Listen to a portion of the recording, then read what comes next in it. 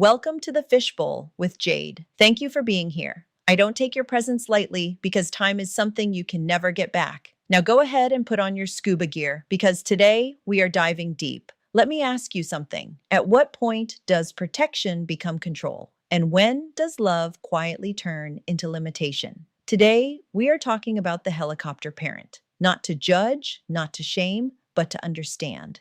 A helicopter parent is often described as a parent who is overly involved in their child's life, constantly monitoring, stepping in, and sometimes preventing their child from experiencing failure or discomfort. From a psychological perspective, this usually comes from a place of fear that something might happen to their child, fear that their child might fail, fear of losing connection as their child becomes more independent. It is not always about control, sometimes it is about love that does not know when to loosen its grip. But children do not just need protection, they need opportunities to make decisions, to fail, and to figure things out. Without that, we may raise children who feel safe but are not prepared for real life. We are also living in a completely different time. Technology has changed everything. There are tracking apps, location sharing, cameras, and constant access. Many of us grew up without that. If we are honest, some of us would have been in serious trouble if our parents could see where we really were at all times.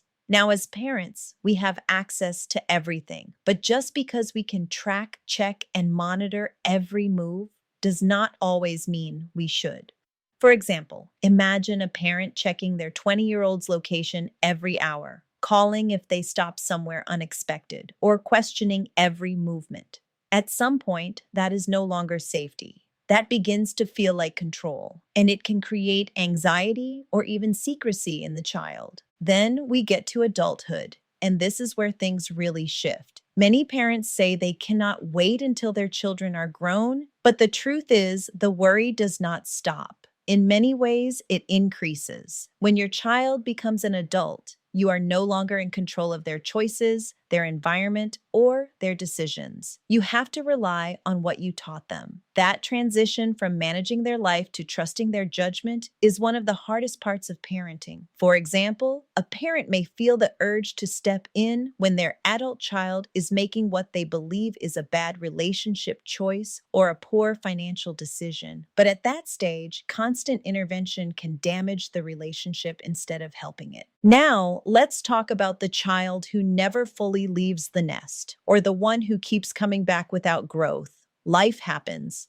People lose jobs, relationships end, and sometimes coming back home is necessary. There is no shame in that. But the difference is whether the home becomes a place of recovery and growth or a place of comfort with no expectations. For example, an adult child living at home with no responsibilities, not working, not contributing, and not being encouraged to move forward can slowly become dependent. Over time, that can impact their confidence, their ability to function independently, and even their identity. On the other hand, there are parents who push their children out too soon. No support, no guidance, just the expectation to figure it out. Some people hear, when you turn 18, you are on your own. While independence is important, being forced into it without preparation can lead to struggle. For example, a young adult who is put out without financial literacy, emotional support, or a safety net may make survival-based decisions, taking any job, entering unstable relationships, or struggling just to stay afloat. So now we are looking at two extremes, one where the child is overprotected and unprepared, and another where the child is independent but unsupported. Both can have lasting effects.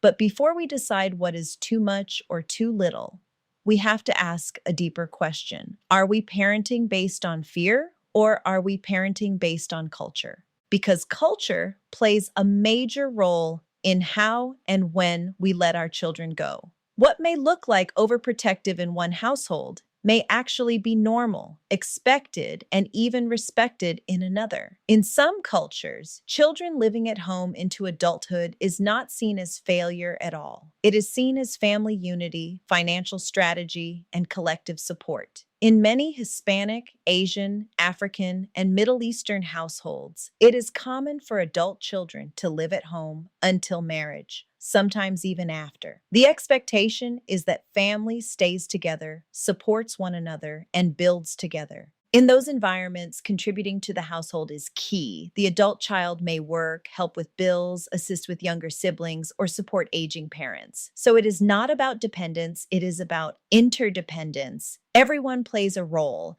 Compare that to more individualistic cultures, where independence is often expected early. In many American households, there is an unspoken timeline: graduate, get a job, move out. And if you do not, it can sometimes be viewed as a lack of ambition or responsibility. Now, imagine two young adults from different cultural backgrounds. One stays home, saves money, contributes to the household, and eventually leaves with a strong financial foundation. The other moves out at 18, struggles to make ends meet, learns independence quickly, but may also face unnecessary hardship. Neither path is wrong. They are just different approaches shaped by values, expectations, and beliefs about family. Where things can become complicated is when culture and fear start to overlap. A parent may say, "In our culture, children stay home."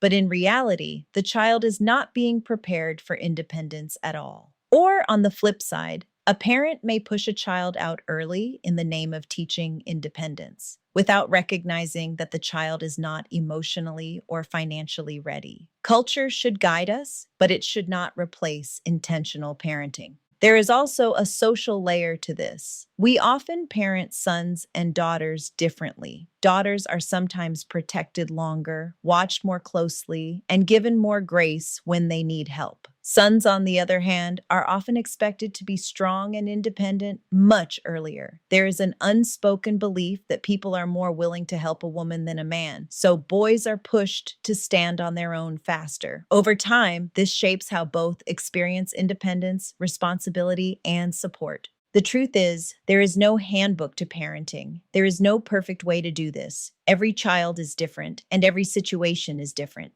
But there are some things we can hold on to. Teach your children, then trust them. Support them, but do not enable them. Protect them, but do not prevent their growth. Stay connected, but do not control every aspect of their lives. Because the goal is not to raise children who will always depend on you. The goal is to raise adults who can function on their own and still choose to have a relationship with you. So let me leave you with this. Are you holding on because your child needs you, or because you need them to need you? And if you let go, would they fly or would they fall? Because real parenting is not about control. It is about preparation. Thank you for sitting in the bowl with me. Now let's come back to the surface. Stay classy, stay curious, and stay ever evolving.